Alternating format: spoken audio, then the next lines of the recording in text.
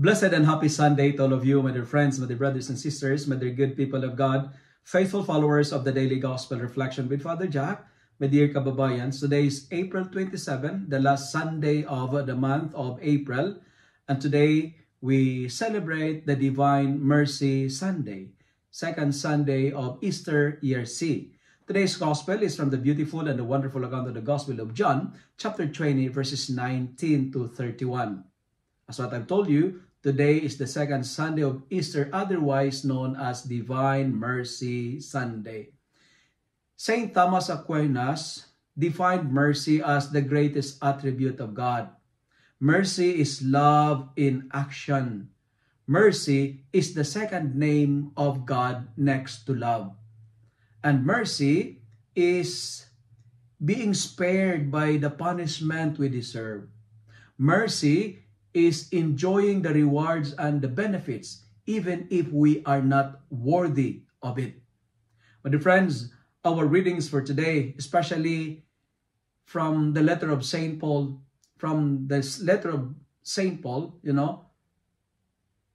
in Acts chapter 4 verses 32 to 35, our readings gives us the concrete manifestation and explanation of what is mercy is all about. In the first reading for today, mercy is presented in this way. Mercy is looking for the needs of others, especially the sick. Suffice it to say, mercy is charity. And charity is the virus for greed. Mercy is liberating people from oppression of the devil. Mercy is being mindful of the wounds of others. And nowadays, one of the many wounds of our world is indifference. Indifference, or what I call individualism. We have this kind of tendency, mind your own business. Do not scratch my back or else I will scratch yours. We are invaded by too much exclusive privacy. Now, if we open our life to the wounds of others, if we show mercy to others, the reading says many of the unbelievers will be converted. That's how important mercy is. That's how significant and crucial charity is. In our first reading, we are reminded that mercy is being charitable. Mercy is living, observing the corporal works of mercy, as we say. In our second reading, it speaks about the experience of John while he was imprisoned in Patmos. Like John, we are invited to be productive even in the moment of exile. Exile is an image of wounds, but amidst of woundedness, God is asking us to endure our sufferings, to persevere in the trials and difficulties of life. Like John, write the message of God. God's message is a record of His mercy, because mercy is God's love story. I say it again, mercy is God's love story. And that's what John did in our first reading for today. He was being productive even in his experience of exile. And finally, in our gospel for today, we find the disciples hiding in a room. They're hiding because of their fear of the Jews. Fear of the Jews and of the leaders and authority of the time. They're hiding because they might be the next target of persecution next to their master Jesus. They might be the next target of crucifixion. But amidst of locked doors, Jesus appeared in their midst, bringing the message of mercy, saying to them, "Peace be with you."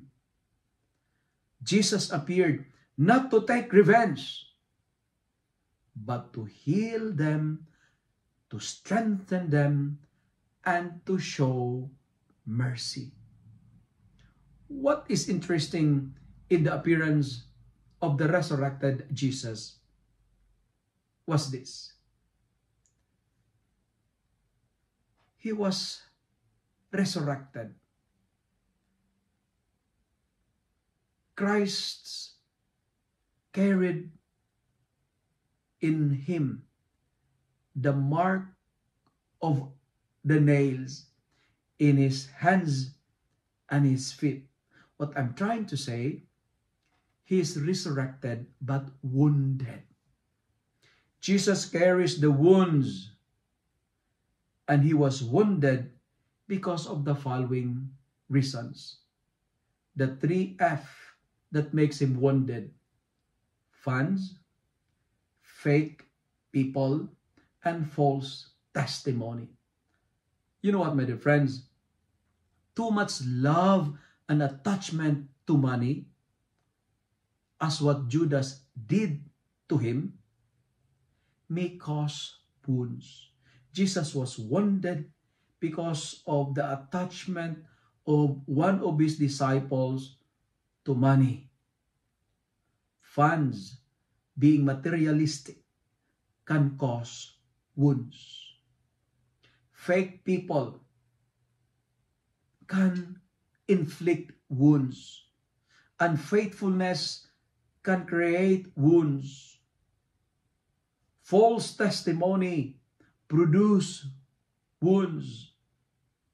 And most especially, sin can make us wounded. And Jesus was wounded because of a false testimony. He was wounded because of betrayal. He was wounded because of unfaithfulness of some of his disciples. He was wounded because Peter denied him. Denial can also cause wounds. And you know what? Jesus was resurrected. And in his appearance with the 12 apostles, he shows his wounds to show his love and mercy. God is not telling them, hey, look at what you did. I am wounded because of you. But Jesus said, peace be with you. I'm here bringing the message of mercy. Today, we are invited to heal wounds by providing the medicine called mercy. Friends, mercy is a good, perfect, and effective medicine to cure people's wounds. We need to be careful because not all wounds are visible, but wounds can be healed if we continue to be an agent of love and mercy. But dear friends, like Thomas, we don't need to see things and believe. Wounds are marks of love. Wounds are products of love. The more wounds we have, it means the more loving we are. My dear friends, my dear brothers and sisters,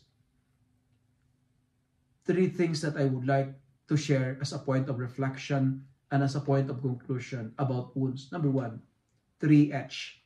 Wounds can be healed. It can be healed if we continue to be an agent of love and mercy. Second, if we are wounded, meaning to say, God is teaching us humility. Humility. You are wounded, most probably, because you are too much arrogant, because maybe there's too much pride in you. You are wounded maybe because you are too boastful. And wounds are there to remind us to be humble. And wounds can inflict, this is the final H, hole, opening. And Jesus was wounded, especially in his side. It is wounded because it is an invitation for us to enter into that opening so that we may experience God's love and mercy. Wounds can be healed. It teaches us humility. And It is an opening, a hole for us to experience the mercy of God. Let me end my reflection with 3C. C, C, C. First, divine mercy is asking us to be charitable. Charity is the virus for greed. Look, pay attention to the needs of people around us. If possible today, observe the corporal works of mercy. Be charitable. Second C, Divine Mercy Sunday is challenging us to be compassionate, meaning to say, suffer with those who suffer. It's injustice if others are isolating and hiding and we don't care. We need to become compassionate. Let us suffer with those who are suffering. And finally, Divine Mercy Sunday is asking us to promote, and this is the final C, community life. If we live in common, nobody will be left out. Let us conquer the wounds of indifference and individualism by promoting community life. To be in people is an expression of love and mercy. Remember, mercy is God's greatest attribute because mercy is the second name of love, and mercy is being spared by the punishment we deserve. If you love and like this reflection, kindly share it with your friends, share it with your family, make the Word of God viral so that many will be blessed. Amen.